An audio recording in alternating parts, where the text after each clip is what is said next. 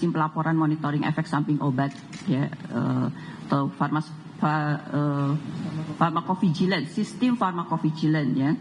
Ya, itu juga di dalamnya ada sistem pelaporan monitoring efek samping obat yang selama ini belum efektif, ya, baik itu di fasilitas pelayanan kesehatan atau belum digunakan dengan baik-baiknya oleh tenaga kesehatan, dan juga tentunya industri farmasi juga perlu untuk membangun hal ini sehingga apabila terjadi hal-hal yang tidak diinginkan atau kejadian tidak diinginkan dari efek samping obat itu bisa segera direspons sehingga tidak meluas atau berjangka lebih luas.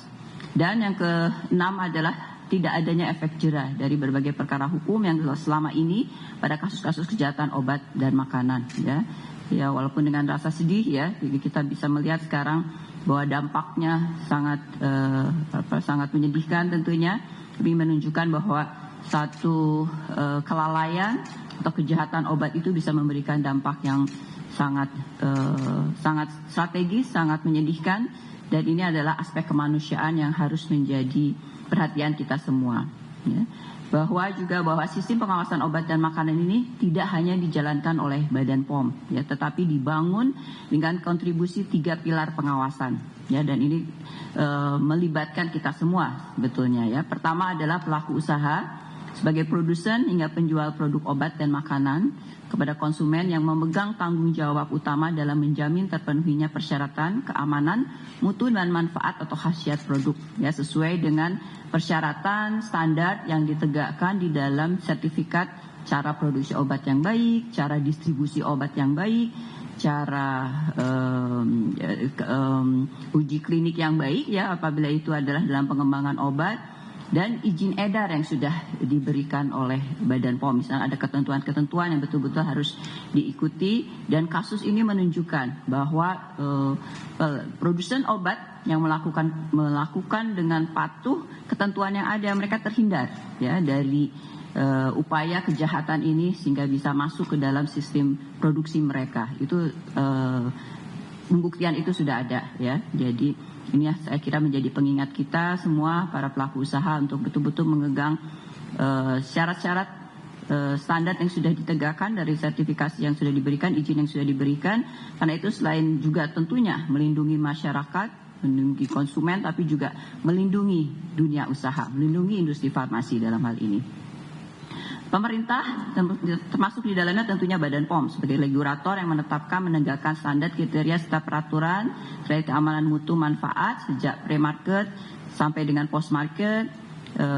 Ini juga menjadi pembelajaran bagi kami untuk mereview, ya, menegakkan aturan-aturan lebih ketat lagi untuk tahapan-tahapan atau proses dan produk-produk yang mempunyai risiko tinggi, ya, mempunyai risiko tinggi, dan itu sudah kami komunikasikan, dan ke depan saya kira ini menjadi masukan bagi kami untuk lebih menegakkan lagi beberapa aturan yang memang mempunyai risiko.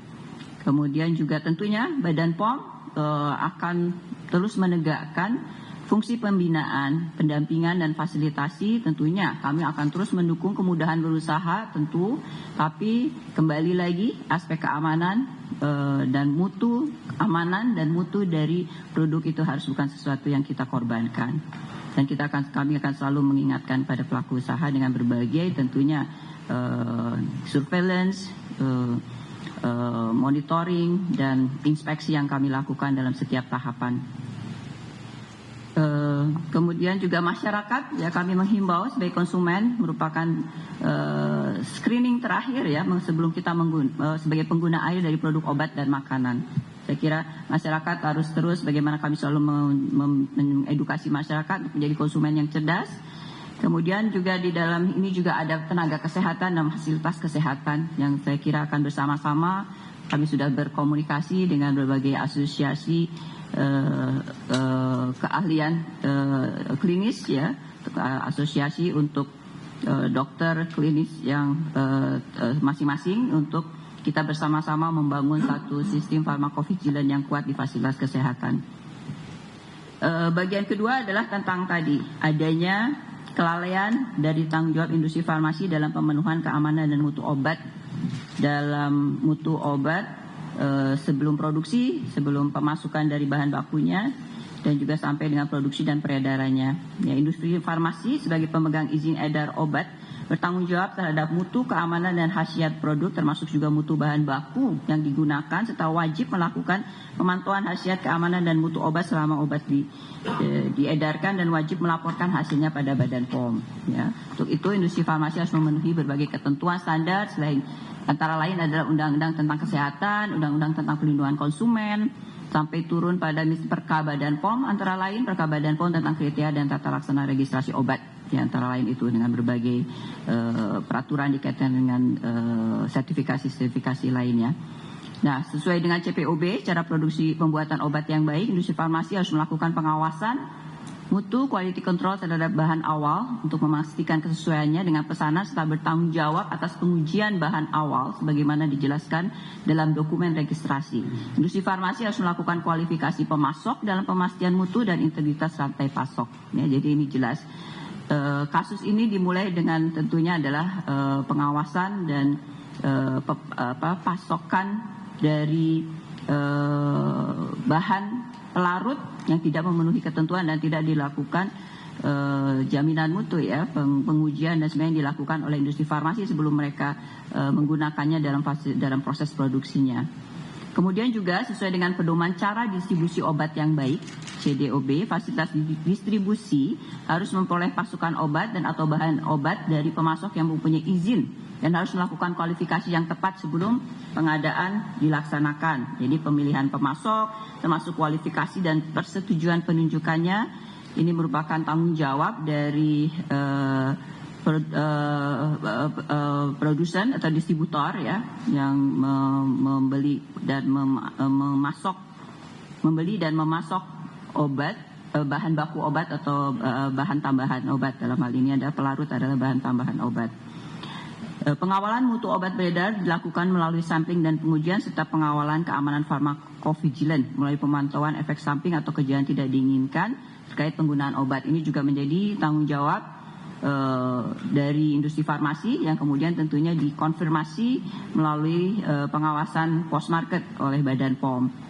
Kemudian aktor-aktor yang penting, ya, dari keberhasilan penerapan farmakovigilan, ya, ini adalah tadi farmakovigilan adalah pelaporan, ya, pelaporan dari efek samping obat. Saya kira ini penting sekali untuk pencegahan dan juga untuk tidak meluasnya apabila ditemui satu kasus. Ada pemerintah termasuk Badan POM, Kementerian Kesehatan, pemerintah daerah, tenaga kesehatan, industri farmasi, dan tentunya masyarakat atau pasien untuk selalu mencatat obat yang digunakan sampai dengan batch number-nya, termasuk juga pelayanan kesehatan dan tenaga kesehatan, dan melaporkan apabila ditemui suatu masalah. Kami ingin menyampaikan juga perkembangan dari hasil pengawasan Badan POM yang terkait dengan sirup obat yang mengandung cemaran etilen glikol dan dietilen glikol, ya. Termasuk di dalamnya juga nanti rilis, ya, jadi rilis dari obat-obat yang aman, ya, yang tentunya sudah kami lakukan berbagai tahapan untuk pemastiannya. Tentunya kita tidak ingin terjadi lagi hal yang tidak kita inginkan.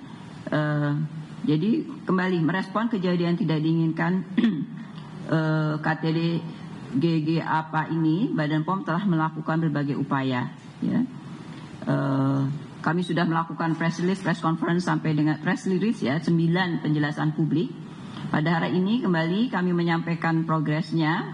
Pertama adalah berdasarkan penelusuran data registrasi dan sampling post market, 168 produk sirup obat tidak mengandung 4 pelarut tersebut, ya, propilen glikol, propilen glikol, sorbitol, dan atau gliserol, sehingga tidak mengandung cemaran etilen glikol dan aman untuk diedarkan, sebagaimana nanti akan diberikan dalam lampiran 1, ya.